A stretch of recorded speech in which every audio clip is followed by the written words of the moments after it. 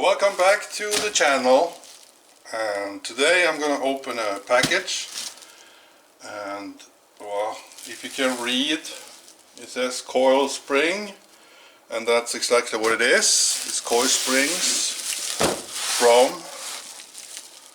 Lesjöfors, and I'm going to tell you about my idea, and I want your opinions if it's going to work or not. So let's open this up and see what I got.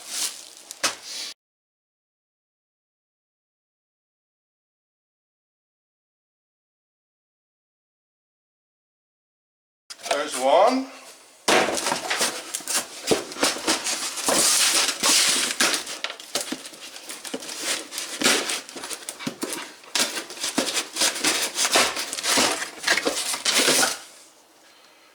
And there's two.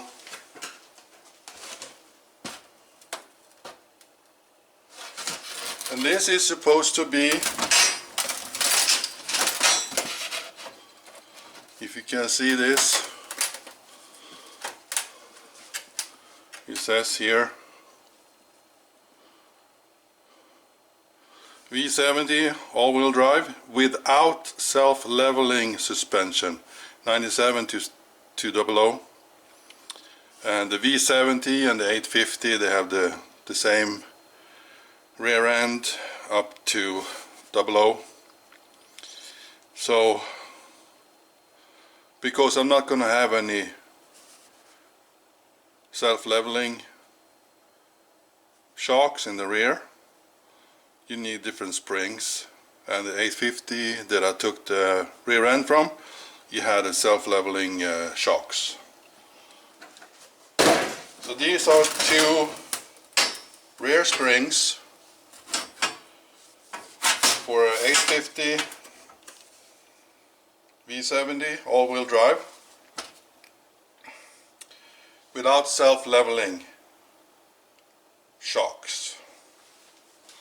So we can take one away.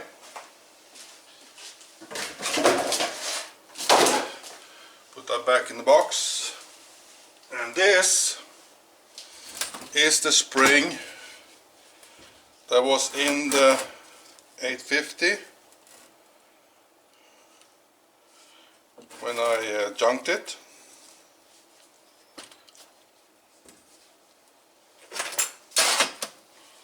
So let's do some measurement.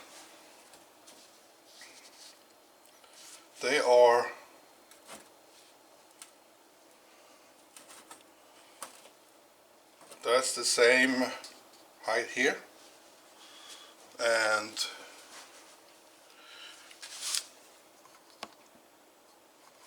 maybe you can see in the camera, but the spring for the regular shocks is about, I would guess the diameter of the spring taller. So what is that, 10?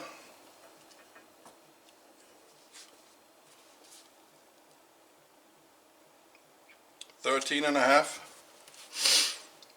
So it's about 13.5 millimeters taller than the self-leveling spring. It's also the self-leveling spring is 12.3 millimeters thick, and the non-leveling spring is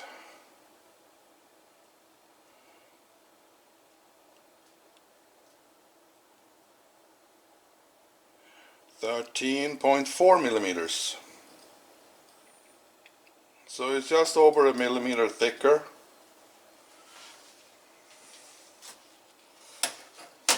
And how how many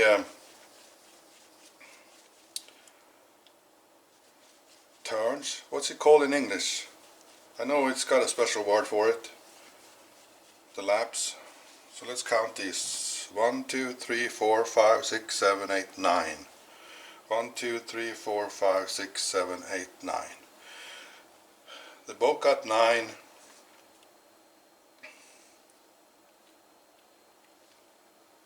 rings, or I don't know what it's called. I don't remember now. I used to know all these terms when I was working in the States, and now I forgot them, all about them. So it's about 13 millimeters taller, and it's got about just over a millimeter thicker material. So let's get rid of this. This is going to be way too long for my setup.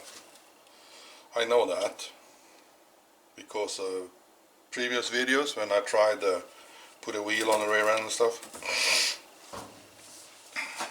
But you see the ends,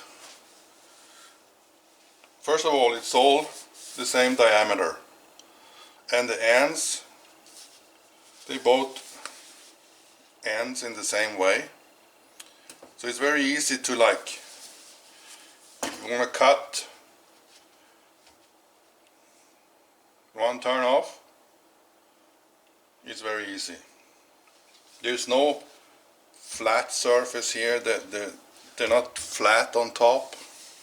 They still live in an angle, so you can cut one off here. One ring off, and you know it's going to get lower. So my plan was,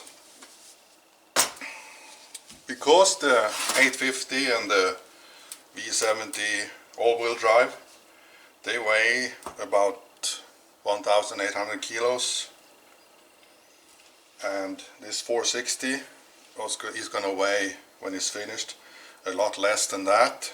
I'm aiming for 1,200 maybe, 1,200 kilos. So it's going to be a lot lighter than the 850 V70. So I think that these springs that are made for a car that weighs almost 2 tons, I think it's going to be hard enough, even if it's the stock spring. It's not a lowering kit or anything. It's a stock spring, so I think it's going to be strong enough. I mean, it's going to be strong enough, but I mean, it's going to be harder than on my 460 than if it would sit on a V70. That's what I'm trying to say. So it's going to be stiffer. And then, because it's going to be stiffer, I can also cut it to the length I want on the car to get the right height. So that's my plan. What do you guys think? And these are Lesjöfors springs. They're supposed to be really good quality. It's a Swedish made spring. Gotta go domestic, you know. Made in America. No, made in Sweden. So that was my plan. Use these springs, cut them to the right height I want, and if they get too soft, well, I'll do something else. But these are really cheap. They're only like 900 crown each. No, I mean 900 crown together. 990 I think it was together. It's less than 1,000 Swedish crown for 2 of them. And I think that's cheap for a quality spring. So this was kind of a short video while I'm welding on the car.